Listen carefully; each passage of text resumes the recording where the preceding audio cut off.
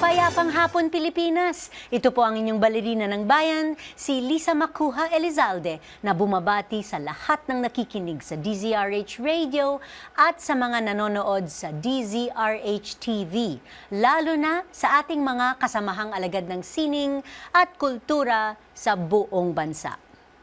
Bilang isang certified theater lover, excited talaga ako para sa ating espesyal na episode sa araw na ito dahil makakasama natin ang isang batikang theater artist na hindi lamang nagpakita ng kakaibang husay at talento sa Pilipinas, kundi pati na rin sa mga international stages, showcasing the world-class talent of the Filipino artist with every unforgettable performance.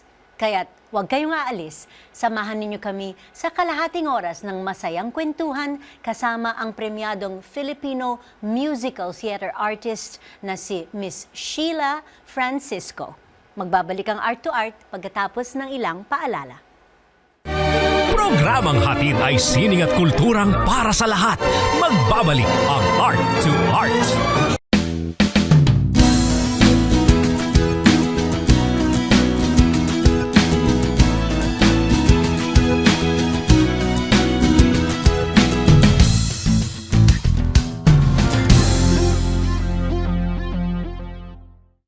Usapang sining at kultura para sa lahat. Art to Art. Nandito pa rin tayo sa Art to Art at kasama natin sa hapong ito ang award-winning theater actress and singer na si Miss Sheila Francisco. Magandang hapon, Sheila. Welcome to Art to Art. Welcome for the first time. Yes, and finally. right? Kasi nga, you were supposed to be our guest noong October of 2019. That's right. At of course, Merong nangyari. nangyari yung sunog Aha. at nangyari yung pandemya. Sunod-sunod na. Sunod-sunod na. And, So actually, 5 years in oh the my making gosh, oo nga, 5 ang iyong years pag-guest later. dito sa amin. Oh, sige. So Excited. finally, nandito ka. finally. And speaking Salamat, of course, salamat. looking back at those uncertain times, no, during the pandemic, let's go back to that time. Paano mo na, alam ko na yung answer mo eh. Kasi ako yung #1 customer mo. During that pandemic, your apart. cinnamon rolls, your sticky buns. My sticky buns. Yes, #1 customer ko po. Yes. Si Lisa. Alam Pero ko. thank you for that. So what was thank that? you for that. huh? What was that? What was that time like for you? Like everybody else, no? Especially tayong mga performers. Parang talaga, I felt na, okay, that's it. It's time to say goodbye to performing live. Kasi we didn't know kung babalik ba o hindi babalik. So it was very challenging. But I had some peace in a sense na if this is what God wants to happen at this time, at this season, I am, all for it.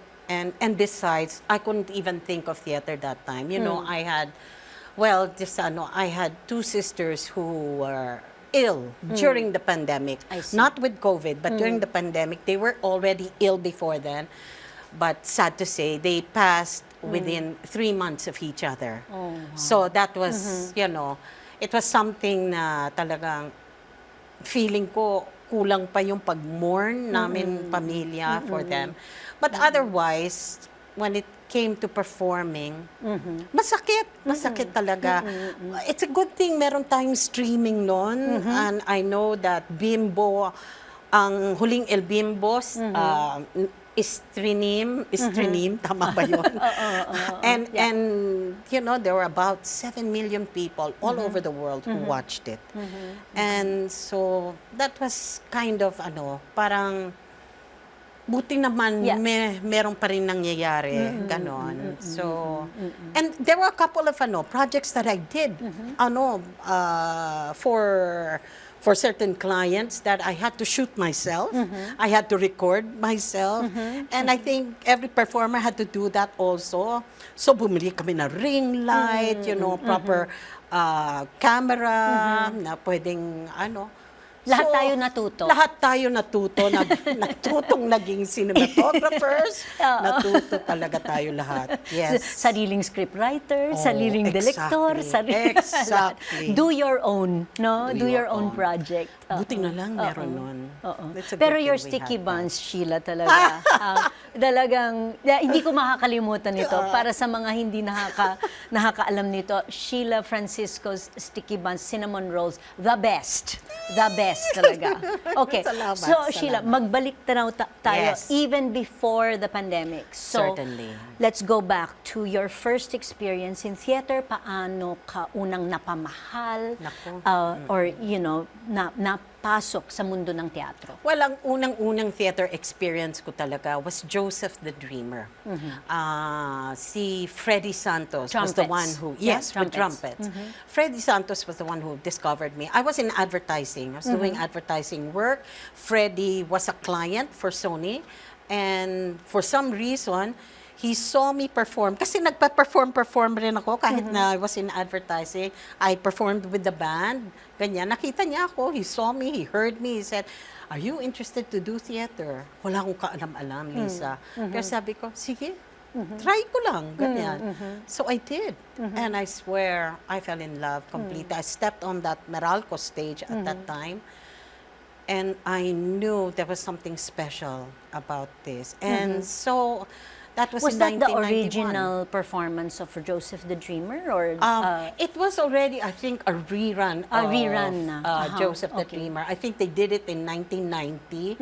Ako medyo, and I think it was like a cantata then, so it wasn't a proper musical theater material. And then si Freddie wrote a script to make it a proper musical. And that's when Yeah. I was able to join them. So doon nag-umpisa. Yeah. So imagine mga kasama ko, Freddie Santos, Odi Hemora, Enchang Kaimo, I mean, mga ano talaga, veterano, legends. Yeah. mga Well, you're a legends. legend in itself. Ngayon na. Because, of course, ikaw yung first Filipina na nakapag-perform sa Royal National Theatre in That's London. true. Yes. In 2001, production of South Pacific. Yes. Tell us about that. Ay, nako, that's like a Cinderella story.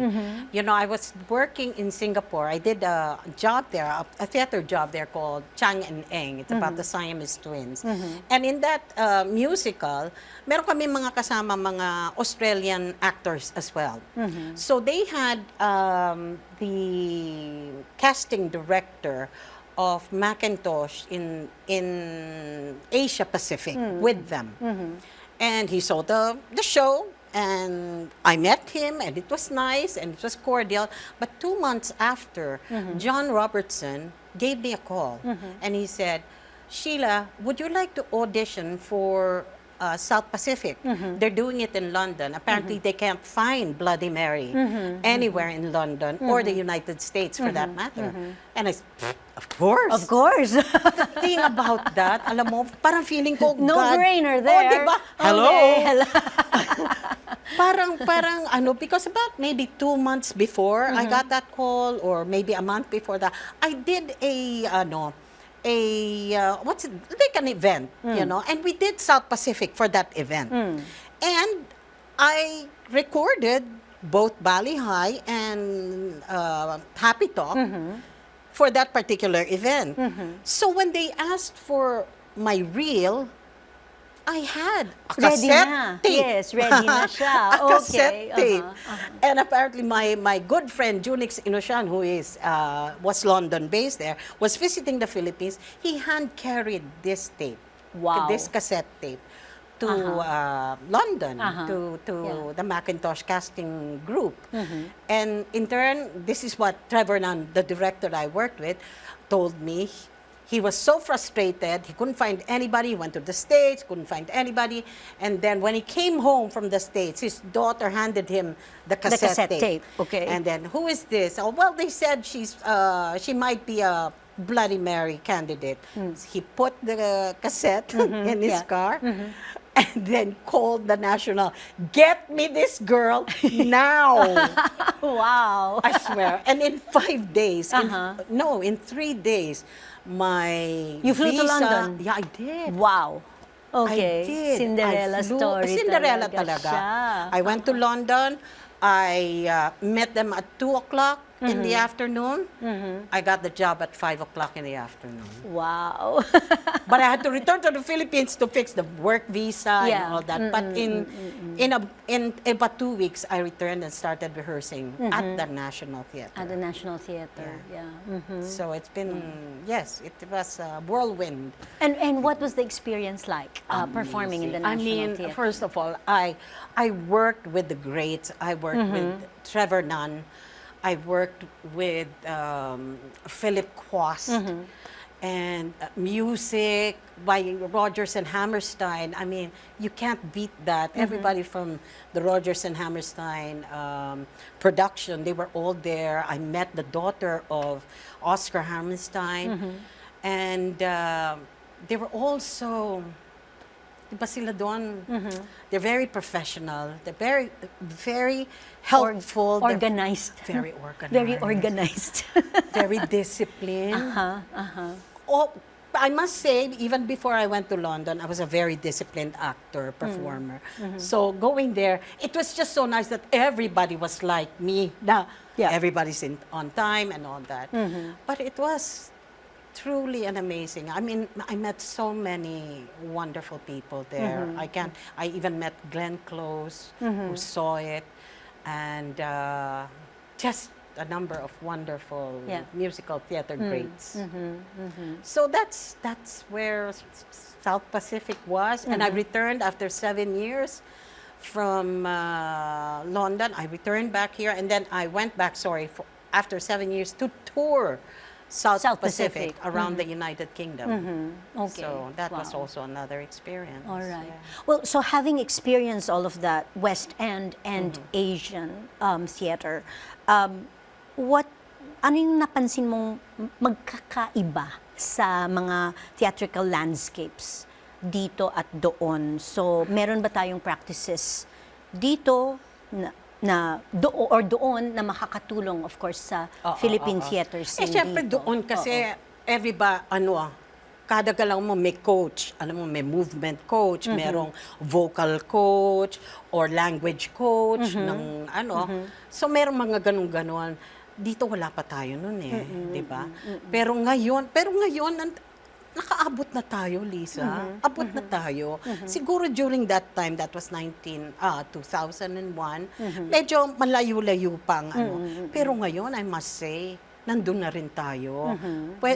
Pwede na talagang lumaban ang Pilipino. And as you can see, so many Filipinos are now doing so well in London and New York. So, I must say, hindi tayo malayo sa kanila.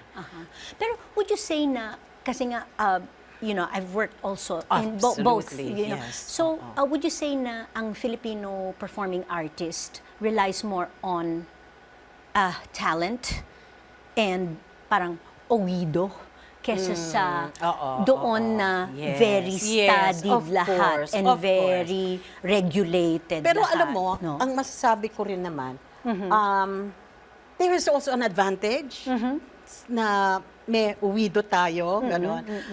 For example, during my rehearsals in South Pacific, si Trevor Nunn, the way he works, he will take scenes na kanya lang, no? He will take scenes by himself without any other people around.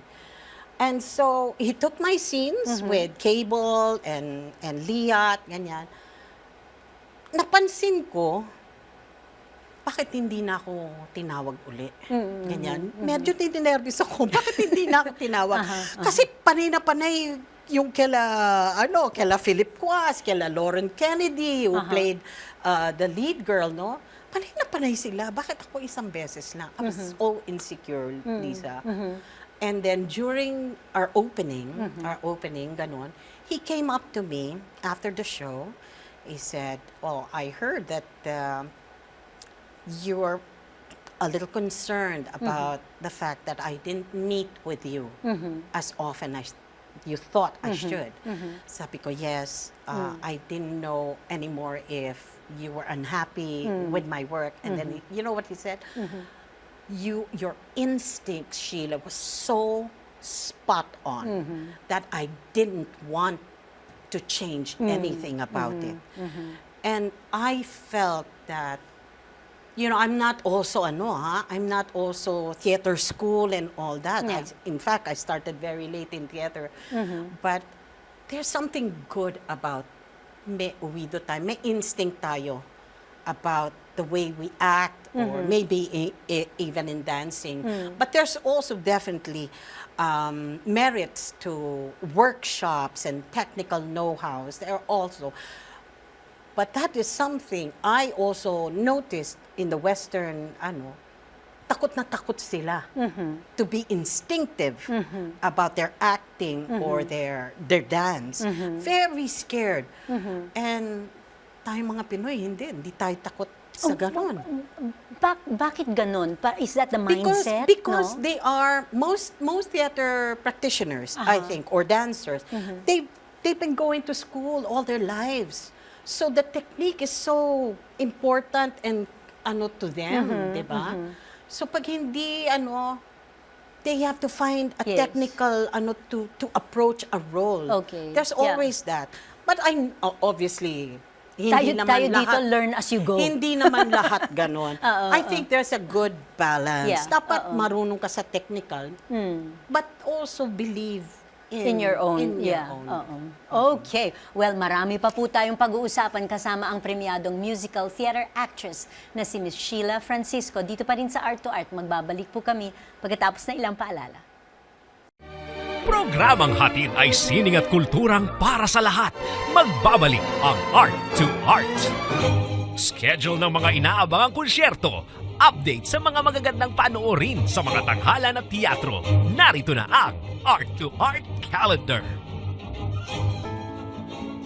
Narito ang ating arts calendar. Sa sining visual, inilunsad noong April 25 ang Earth Day art installation na likha ni Leroy New sa front lawn ng Cultural Center of the Philippines sa CCP Complex, Pasay City. Sa obrang pinamagatang Mebuyans Colony, pinagsama-sama ninyo ang kanyang interes sa science fiction at Philippine mythology gamit ang mga natural materials, found objects at mga patapong gamit. Makikita ang Mebuyans Colony hanggang May 25. Bilang bahagi ng pagdiriwang ng Earth Day, inilunsad rin ng CCP ang Dakitab Digital, isang light, sound at projection presentation sa Bamboo Pavilion ng Liwasang Kalikhasan. Sa pangunguna ng Production Design and Technical Services Division, sa ilalim ng Production and Exhibition Department, ang Dakitab Digital ay disenyo ni D. Cortezano at naglalayong bigyang pansin ang light design bilang mahalagang elemento ng iba't ibang kaganapan kasama ang mga theater productions at festivals. Makikita pa ito ngayon, April 28 at sa April 30 mula ika-6 hanggang ika-10 ng gabi. Samantala, nagbukas ang 32nd solo exhibition ni Dansoy Coquilla na pinamagatang Heads Up noong April 21 at patuloy na makikita hanggang May 8 sa Kaida Contemporary Gallery. Kilala si Coquilla sa kanyang Tingala series kung saan ang kanyang mga inilalarawan ay pawang mga nakatingin sa itaas. Ang gallery ay matatagpuan sa 45 BC Scout Madrinian Street, Barangay South Triangle, Quezon City. Usapang sining at kultura para sa lahat. Art to Art. Andito pa rin tayo sa Art to Art at kasama pa rin natin ang veteranong artista ng teatro na si Miss Sheila Francisco. Sheila, in 2022, Yes. you played the lead role in the independent film Leonor Will Never Die, That's which right, won yes. a special jury prize at the prestigious Sundance Film Festival. That's right, So can you yes. tell us more about this experience at sino-sino ang mga nasa likod ng creative team ninyo? Oo. It was we shot the movie 2019. And we were hoping for a commercial release 2020. Of course, we all know what happened. Yeah. So, medyo nawala. We didn't hear anything about it. Yung pala, yung director ko, Martica Escobar, a very young and very talented director. This is her first film, feature film. Wow. Pareho kami. This was my first feature film as well. Wow. Okay. So anyway, I don't know where she read na this is the last day to submit your entries for the festival. And she just, wala Submitted. lang, Oo. pinadala lang niya. And then after a few days, she got that yes, you are a finalist. Wow. So it was quite an amazing roller coaster of things. I think I'm feeling ko nga okay, I turned 60 2019. I did my first movie. And then it becomes an international success, not just for me, but for Martika, really. And yeah, so it's been, going to festivals in Udine, Italy, Singapore, Canada, where we also won. So it's been a wonderful, wonderful experience. I'm sure. Blessed experience for me. And what was it like after all your theater experience working in front of a camera instead? Well, I'm not exactly a newbie for film. I was a producer, a commercial producer, before I entered theater. So, marunong ako sa film, okay. but behind the scenes. Yes, Not yes. really. I did a few commercials, being the talent, no? So, meron akong idea of how it works. Is it different, the acting? And I don't think it's really different because you're a storyteller. You still tell a story. You know the end, you know the beginning, you know the end. So you work your way through that. So it's not all that different. It's not all that different. Perhaps more subdued and more quiet because, the camera is right in your face and all that. But otherwise, the truth is still there. Yeah. The truth of your character is still there. So I really had fun working on that project. And we were just, kung, pag may manood, okay, kung wala, Yeah. we never thought that No, it would enter almost 50 film festivals and have won quite a few of that. Yes. Yeah, and I think you won Best Actress, didn't you? Oh, well, not in this film. Not in that Although film. I won Best Actress for Gawad, Aliw. Not Aliw. I'm sorry. Gawad Awards. Gawad Awards. Okay, Film all right. for theater. But I did receive a lot of wonderful reviews for Lenore Will Never Die. I didn't win, but I was nominated for FAMAS. I was nominated for Urian. I was nominated in Singapore. So I did a lot of nominations. But I'm, great. that's more than I can even ask Yeah, for. It was, after course. all, my first film. Yeah, of course. Wow. And speaking of first, you were also one of the pioneer cast in Ang Huling El Bimbo. Yes, Which is, of course, yes. I think, one of the longest running. Longest running, I The think, longest running Filipino musical. And most watched, right? I think. Most watched. Most watched, yes. Especially 7 million viewers online, which you did mention. So yes. And then this last, iconic production, you were in it until the very last end, yes. restaging rerun, Yes. So, like, how many performances did you do? I'm the only one of maybe 3 cast members who have done all of the performances. No alternates. I think 160 Wow. shows Okay. of that. Yeah. So it was a wonderful, because it's also, yun nga, bago rin siya. So I love to create characters. Yeah. And I did Chadeli, my very own. Yeah. And it was a wonderful, wonderful character to play. Yeah. And you are in a musical now.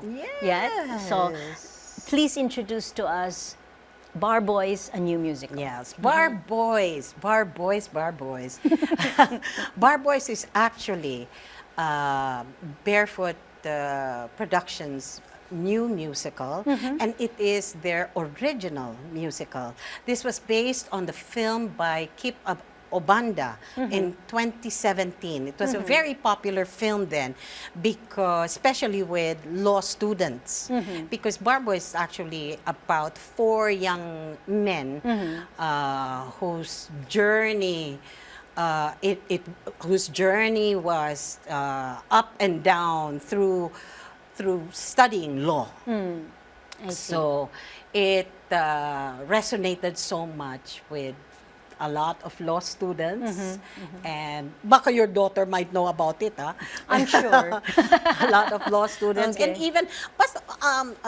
med students, courses that have to go through bar exams, ganyan.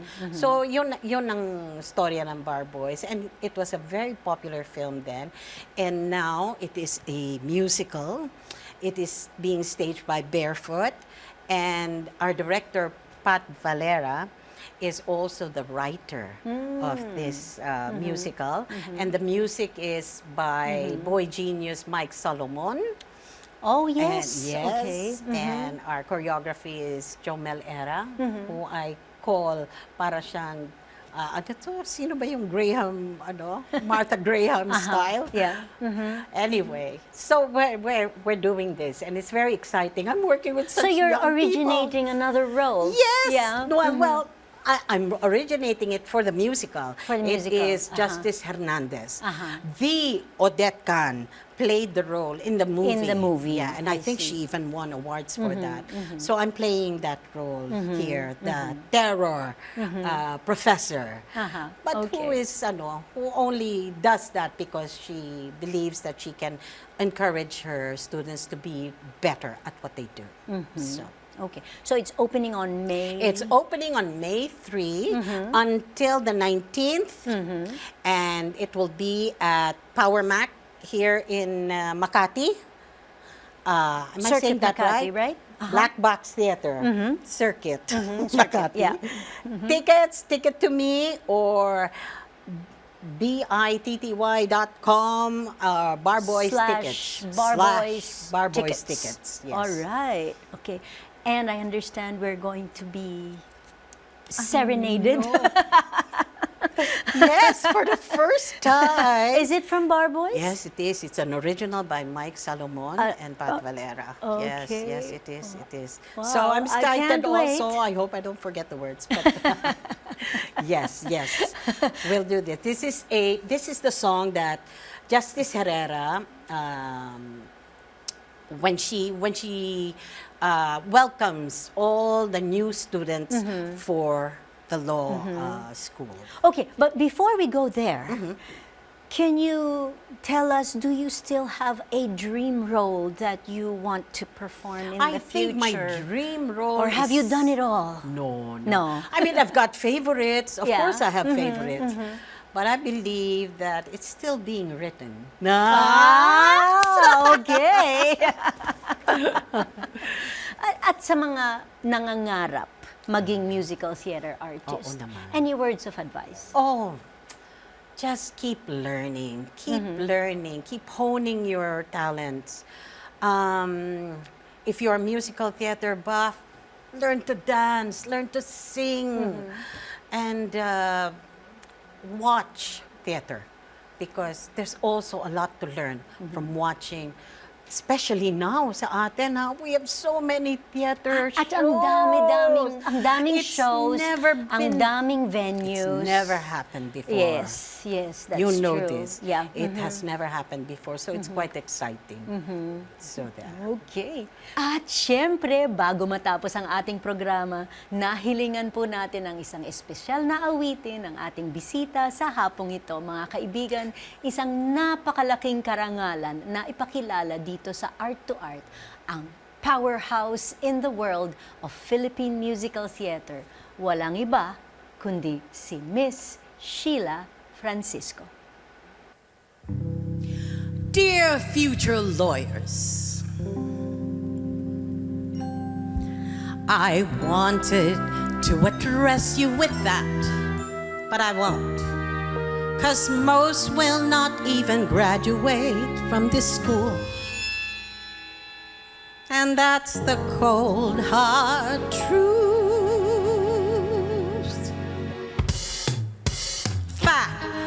last year's batch started out like you.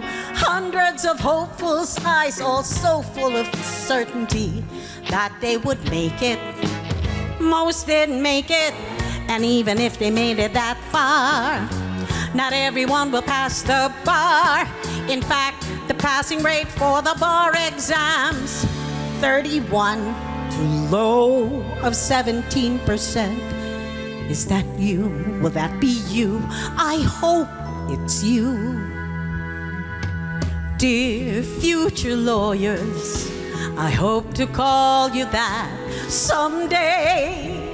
But no, that day's a million tears away.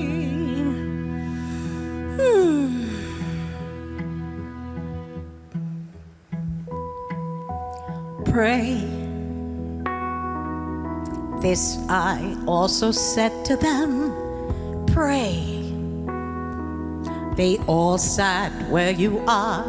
Now and then, the lot of you share the same energy of the flame trapped inside your kindred hearts, ready to burst, wanting to cleanse away the fire. Absolute that you are the change. Maybe it's you. Is it you? Maybe it's you. But can you hold the flame alive? Can you endure the heat and survive? Can you make the sacrifice? Know that fire burns on both sides.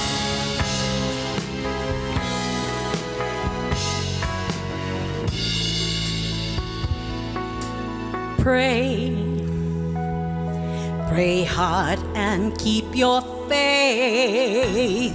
Faith in truth, faith in people, faith in you.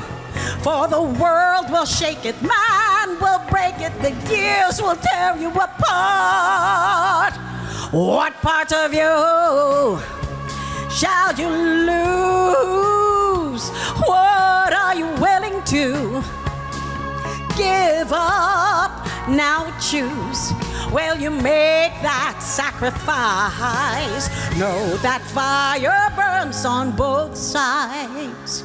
Dear future servants, good citizens, dear future legislators, politicians, dear future judges, maybe justices, begin with dear future lawyers. I hope you earn that name someday. And when you do, place a smile, so I know that our dear just Lord has answered you. And there's still a little light, a light in you, a light in you. Hold the flame alive in you, the light in you. It should be you. Have faith in you.